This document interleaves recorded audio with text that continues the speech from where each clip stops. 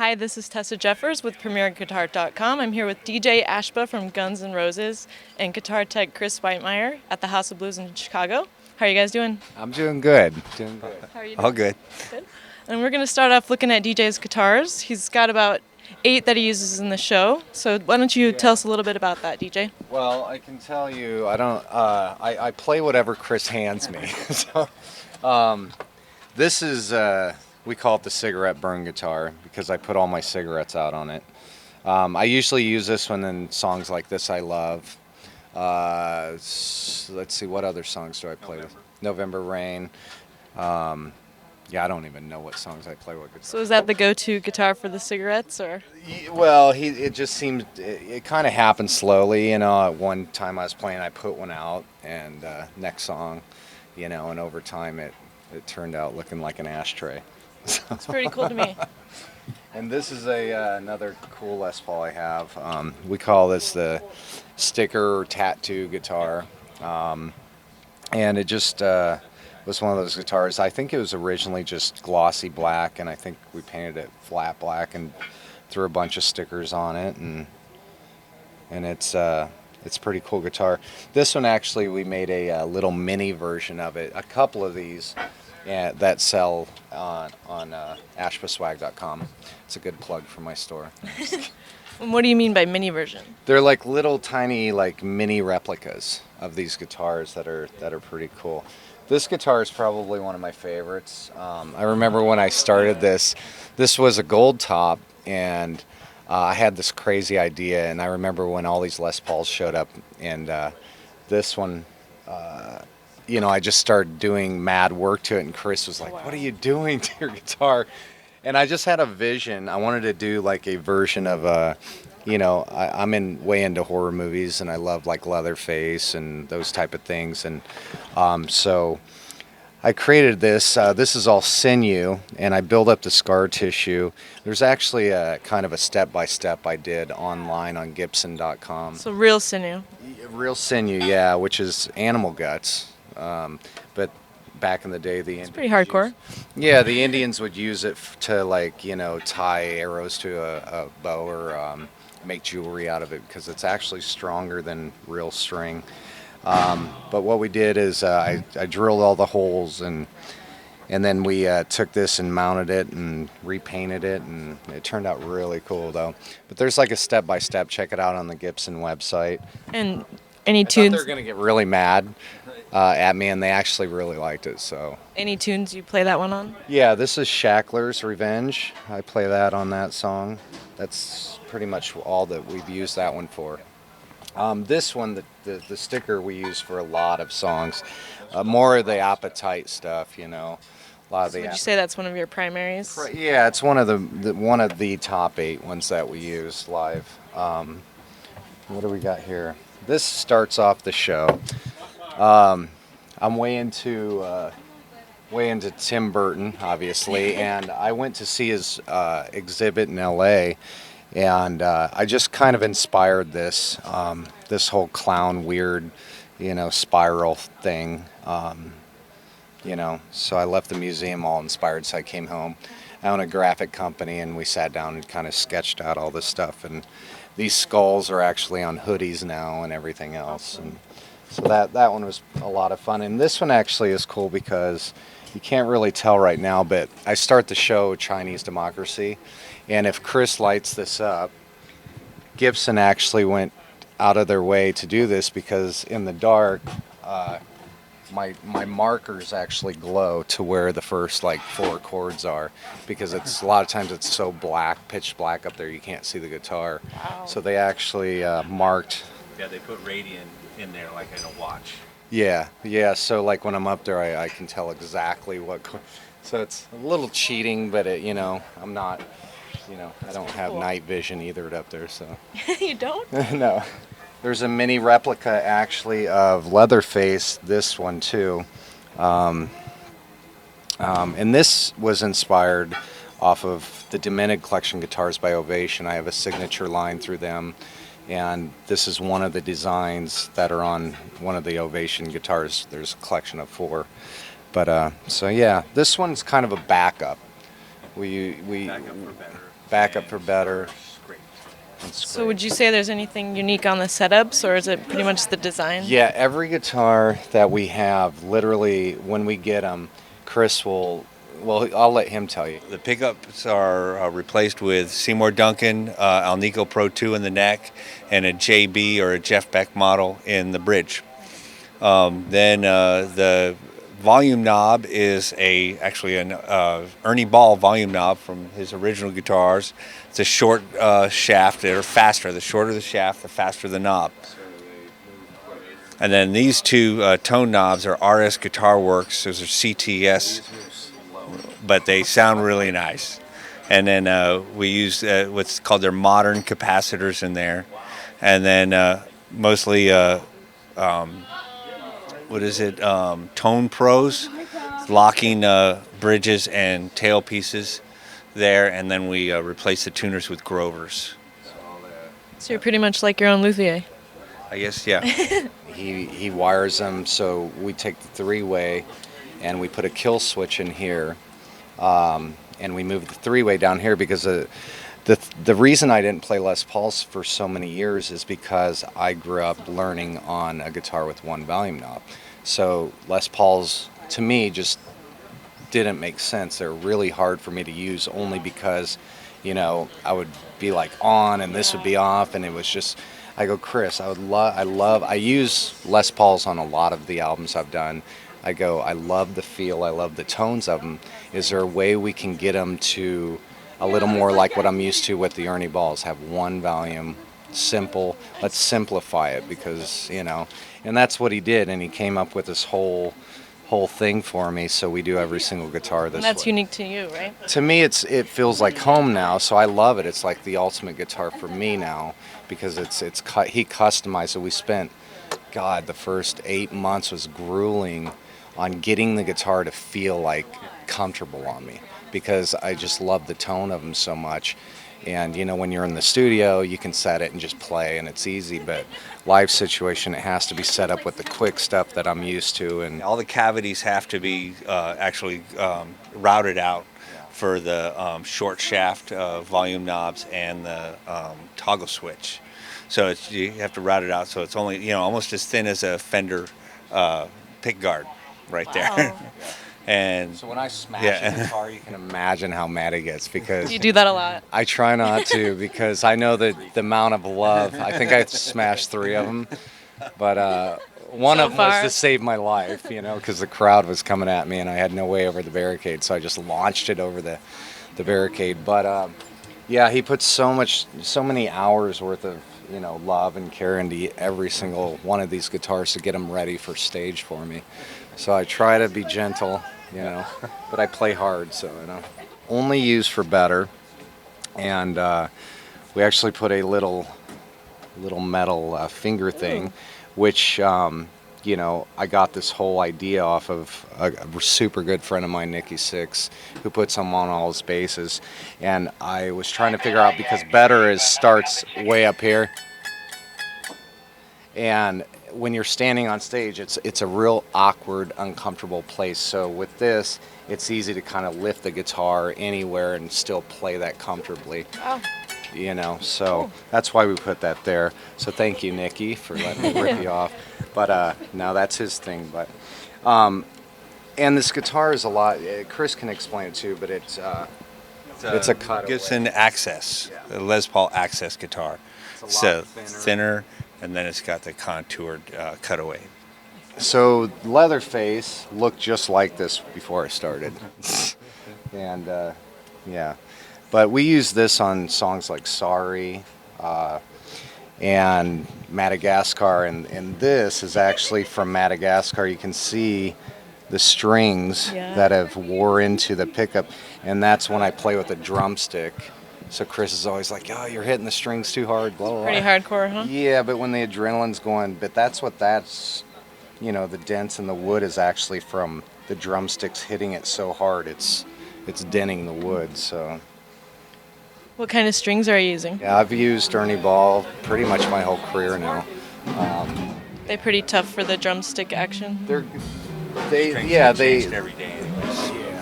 But I use 48, 38, 28, 17, 13, and 10 is the gauge I use. And then when I record live, when I'm doing rhythms on a record, it's always we take a 7-string pack from, I think it's like 10 through 56, and we throw out the high string. So I think it starts from 13 to 56 is kind of, and then all the leads I go back to this gauge. But all the rhythms I usually record with heavier. This is the national anthem guitar. I designed this whole design for the national anthem. So we played Kansas City Chiefs NFL game, and then we did the Monster Motocross. And we've been asked to do a couple other ones, which I'm hoping to find a little free time to do. So is that strictly for the national anthem then? No, I mean we built it for that, but we kind of started incorporating it into the shows now, and we use this on like Sweet Child, and sometimes for what other? Your solo. That's it. The solo. Your solo and Sweet Child. There you go. This came in brand new, and I took it before I even hit a chord on it. I come walking in with a blowtorch, and Chris's face, if you could have seen his face was like, "What are you doing?" And I lit it up. I go, "Trust me, this is going to be cool." And I literally just roasted the guitar. I just don't like shiny new things at all, because I'm not that guy that's like, "Oh, I don't want to scratch it," and I'm like, chuck it. Get it out of the way right away. I don't even have guitar cases, but I really love this guitar a lot.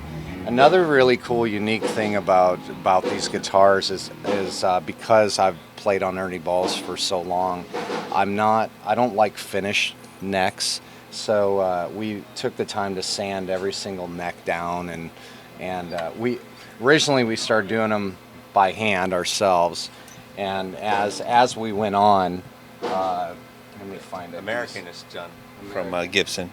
Right here. Then Gibson found out I liked him, and they started doing it professional. So that's Gibson's job.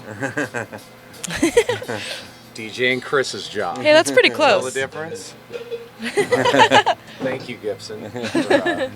And this is just a beautiful guitar that I haven't trashed yet, but this is probably the only one that I have that's actually still looks pretty. It's pretty shiny. Yeah, and we pretty much use this as a backup for, what's Shacklers. So this would be the backup of the Leatherface guitar. But this one and the gold top I kind of try to keep cool, and then we have a couple others that are in the shop right now. You mentioned your Ovation, your work with that. Can you tell us a little bit about Yeah, I don't have any in this guitar vault, but I have 4 Ovations. I went to them for years. I wanted to do a signature model guitar, and for years they were like, no, it's not the right time. And finally, they came to me and they're like, we want to do your signature model finally. I go, I don't want to do it anymore. And they're like, what? You've been asking for years. And I go, I want to do a signature collection. Oh, cool. And they were like, they're like, and then I explained it to them, and because every guitar they had was very pretty guitars, but very basic. And you see, I'm an artist, so I love to kind of, and I try to talk them in for the next probably 2 years to do guitars with artwork on them. And so we put together the Dominic collection. There's 4 different models. I got Michael Goddard, a really good friend of mine. He's one of the baddest painters out there. He does all the olives and stuff. So I had him help me design one. And then we have 3 other ones. So it's a whole collection. And now it's like Ovation's highest selling guitar. But it Nice. took years to get those made. But now it's like they're selling out the and it's good. But the one thing is the price point was so important to me, because originally when we had the design, they were coming in at like around $2,000, and I was like, none of my fans can afford that. Like I want my fans to play this. I want them to be able to go out and get these guitars, and that was really important to me. So I held up production for about 1.5 years fighting them on the price until we got the price down to $4.99 with the gig bag. Wow. So it took a long time to get it to that point, but it was, that was the most important, because why design them when no one's going to be able to afford them, you know.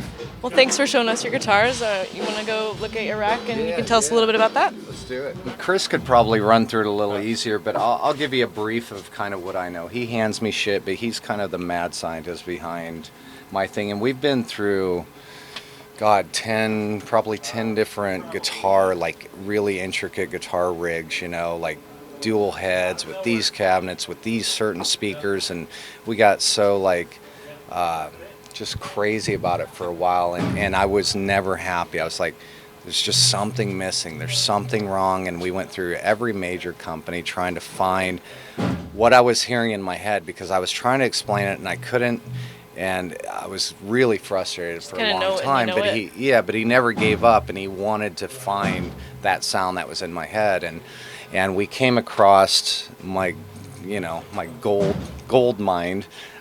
He was telling me one day about Fractal, and I'd never heard of him. And I went online, checked him out, and the minute I go, yeah, can you get me a couple of those sent over? And I took it to my room in the hotel and plugged it in, and I call him. I'm like, we found it. We found the tone I've been looking for. So Awesome. he can kind of help you run through it quickly. That's the guitar signal goes wireless to the receiver, and then it goes into the Coleman switcher, which each one of these makes it just one guitar signal out.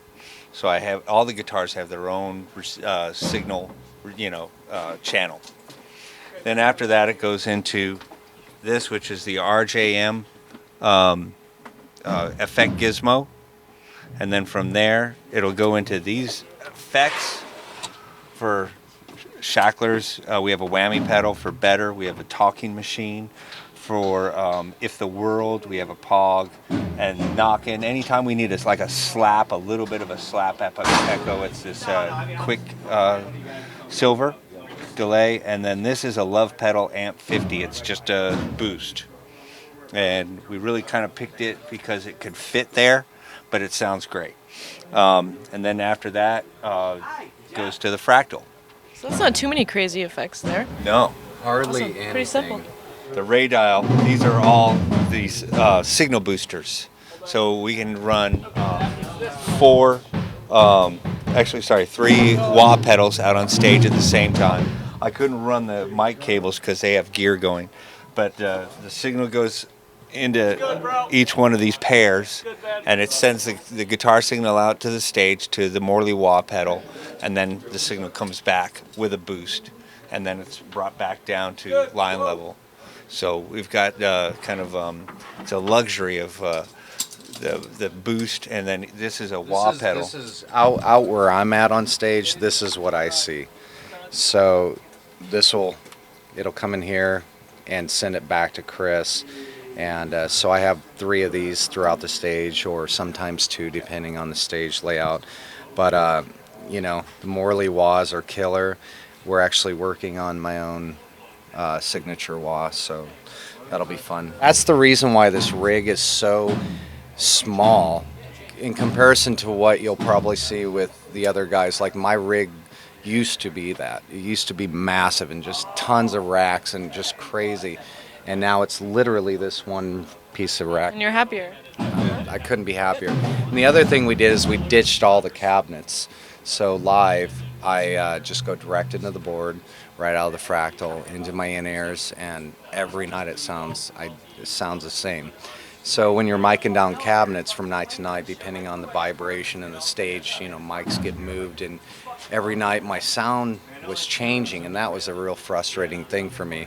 And with the Fractal, every night it's just perfect. You get on stage, and it's the first time I'm actually getting up there and having fun playing again. We have a whole backup of this rig, but it's not set up right here. But so everything you see is duplicated in case something goes down. And then I'll let him take you through the power end of things, because this is kind of cool. Okay. The power thing right here is this is an AR Pro voltage regulator. I can have anything from 89 volts to 265 volts, and it goes 120. Then this is a battery backup where I've tried it out, and we actually have over an hour of battery backup when the electricity goes off. So if they cut Have you ever had to try that out? We actually had an incident in Dublin where the police came and shut the power off. Why? Well, because we were over our time, Oh. and then they Police actually come in, huh? they tackled me because they thought I wasn't, doing something wrong. I was like, hey, I'm just, I'm just watching the equipment here. Yeah, that's the night I went out and grabbed my guitar and started playing anyway, and no one could figure out how the I had power because they Plus you shut the have, like, power. the So I'm lit up there threads in the laughing, dark, so. and Axel has a megaphone, and it's pretty funny. Till Sounds they like you guys caught have on. some fun. Did you design your hat too? I did. Okay. Me and Cody over at Forgotten Saints did, and we actually had it made in Bali. It's by a company who I've kind of teamed up with, and they're starting to make a lot of cool stuff coming out. But It's pretty. I like thank it a you, lot. thank you, It reminds yeah. me of your guitar as well. yeah, and this is all stuff from my clothing line, and so check it out. A situation where we're plugging into cabinets. We're always going through Mesa Boogie stuff, so. On like the kind of broken down acoustic show we played, we used Mesa Boogie stuff, and they've been great, along the way. And Premier Guitar, love you guys. Yay. Thank you so much for taking the time out to show us your guitars and all of your equipment and everything. We're really excited for the show. Yeah, thank you. That was DJ Ashba from Guns N' Roses and his guitar tech Chris. This is Tessa Chris. Jeffers. White man. Yeah. This is Tessa Jeffers for PremierGuitar.com.